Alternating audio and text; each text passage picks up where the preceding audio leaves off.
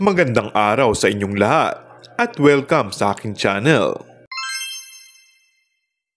Kinumpirma ni Paulo Avellino na nakilala na ng kanyang rumored girlfriend ng anak nila ni LJ Reyes na si Aki na kamakailan lang nang pumunta sila sa LA. Ayon sa kapamilya leading man, natutuwa siya dahil kahit papaano ay na-meet na ni Kim ang kanyang anak. Say ni Paulo, yes, nag-meet pero short lang, dumaan lang, pinakilala. Some are very casual lang, si Aki naman friendly sa lahat, so walang problema. Kumbaga natuto naman kaming pareho at pareho kami nagtatrabaho sa ngayon. So doon na lang muna. Nang tanungin kung mahal ba niya si Kim, ito ang naging tugon ng aktor.